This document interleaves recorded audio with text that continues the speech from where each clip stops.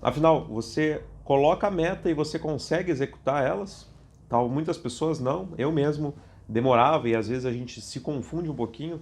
E eu vou te mostrar aqui rapidinho um livro que me ajudou muito a me desenvolver nessa parte aí de criação de meta, execução e aí chegar no objetivo que a gente tem traçado. Esse livro aqui é as quatro disciplinas da execução. Eu tive o prazer de conhecer numa viagem. Eu estava voltando dos Estados Unidos e foi interessante, isso há uns 5 anos atrás, mais ou menos. Foi quando, dentro do avião, eu estava pensando como estava difícil as coisas, como eu não conseguia colocar alguns projetos para funcionar. A empresa, a gente colocava uma meta para o mês e quando ia ver no meio do mês achava já não vai bater, e aí quando foi ver, aparece na telinha do assento ali, aparece uma propaganda passando esse livro aqui.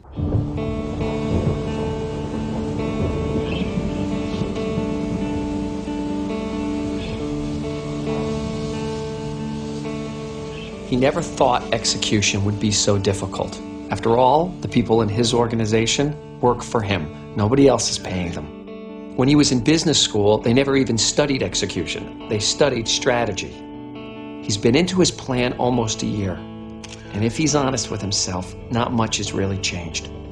So why does this always feel so much harder than it ought to?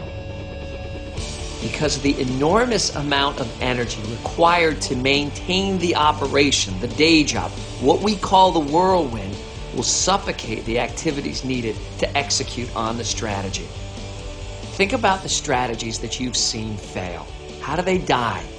Do they come crashing down with a loud noise, or do they die slowly, quietly smothered by the day job? You see, his people aren't stupid or lazy or defiant. The problem is they are busy with what they call the real work. He has also made the mistake, like most creative, ambitious leaders, of trying to pursue too many goals at the same time. And as the numerous priorities become jumbled within the whirlwind, his people lose sight of where they stand. They measure everything, but the numbers are after the fact, lag measures. He feels like he's driving a car by looking out the rearview mirror. His managers spend their days either battling the whirlwind or praying over lag measures. So as people return to their day job, having lost sight of the strategy, they are clearly playing not to lose rather than playing to win. Actually, he is not a bad leader, but he is losing to the whirlwind, and it is his fault. There are rules for executing in the face of the whirlwind, and unknowingly he is ignoring those rules. But they're not ignoring him. We're Franklin Covey, and we've spent the last 7 years perfecting the art of execution. There are rules for executing in the face of the whirlwind. 4 of them, to be exact.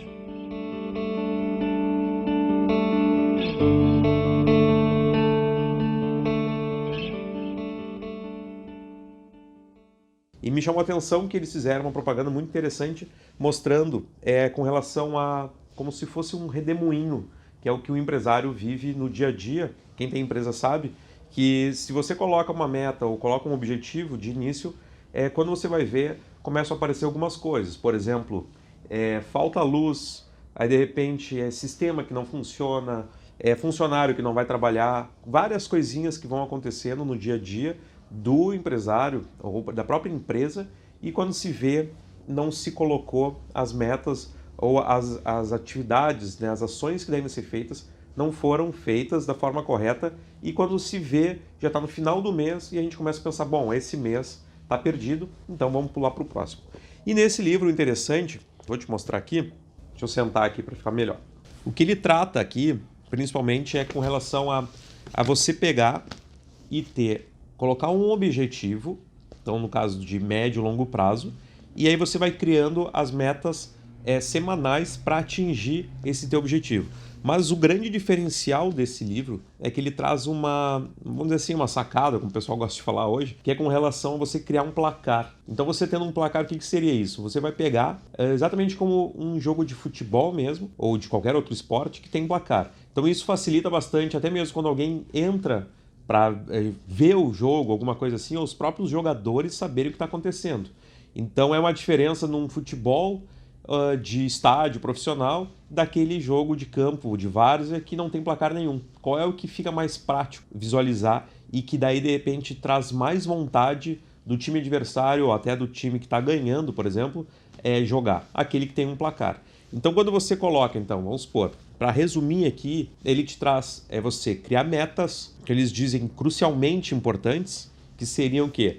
Você pode ter várias metas pequenininhas, mas talvez você pense assim, bom, eu preciso talvez vender mais. Mas será que vender mais essa primeira meta que você precisa? Talvez a primeira meta que você precisa é definir quem é teu melhor público, antes mesmo de sair vendendo, porque você pode estar saindo vendendo para um monte de gente e que não seria o correto. Você tem que ter um foco de verdade. Ele até explica que o ideal é no máximo você ter até 2 ou 3 metas por mês, por exemplo, ou então anuais, mas não colocar um monte de meta como é a grande maioria, e eu me incluo nisso há um tempo atrás, que eu começava a cada semana, criava uma meta diferente. Aí, a partir desse momento que você criou essa meta crucialmente importante, você vai colocar, de preferência também, nunca definir tarefas que vá de encontro a, por exemplo, valores. Então, para te entender, se você pensa em vender mais, aumentar o teu faturamento, se for essa a tua meta, no caso, para um cliente, ao invés de ele comprar um produto, você oferecer 2, o ideal é que você faça o seguinte. Esse sol aqui, tá? Deixa eu só sair do sol. Ao invés de valores, você vai definir quantas pessoas você precisa visitar nessa semana. Aí vai botar aquela quantidade, vai dividir pela quantidade de dias e vai saber, bom, se nós temos 5 dias úteis, por exemplo, se você trabalha 5 dias a semana, você tem X pessoas que você tem que visitar. Vamos supor que choveu na segunda-feira, e você teria que ter visitado 10 e você visitou somente 5. Significa que na terça-feira você vai ter que visitar as suas 10 e mais as 5 que ficaram faltando. Por exemplo, pode acontecer também de na quarta-feira você visitar 20 pessoas. Então significa que no dia seguinte, na quinta-feira ou na sexta-feira, você pode diluir se você tem, vamos dizer assim, ali uma gordura a mais em função de ter visitado mais. Obviamente que aqui a gente está falando, se você quer bater mais metas, você não tem que fazer somente aquilo que foi imposto para você, mas sim buscar, obviamente, dizendo de novo, superá-las, né? Então, nesse sentido, o livro ele é muito interessante. Talvez se você pesquisar na internet, pode conseguir até talvez um e-book, alguma coisa assim. Foi o que realmente mudou a maneira de eu pensar dentro da minha empresa em função da organização. E principalmente com relação a que a gente entra num redemoinho e não consegue sair. Quando vê, está fazendo um monte de coisa operacional e não consegue, a equipe inteira, quando vê, está pagando incêndio, como se fala, e não coloca as coisas para funcionar. Então, bola para frente, dá uma olhadinha nesse livro aqui, não ganho absolutamente nada, nem conheço quem são os autores, são americanos, mas é o que vale a pena. Talvez se eu tivesse começado isso há 15 anos atrás, eu teria um resultado muito melhor, tá bom? Um forte abraço. Se você quer, me segue lá no Instagram, dá uma passadinha ali, danielcardon.oficial, que lá também eu trago um conteúdo bem bacana que pode te interessar. Um forte abraço e até mais.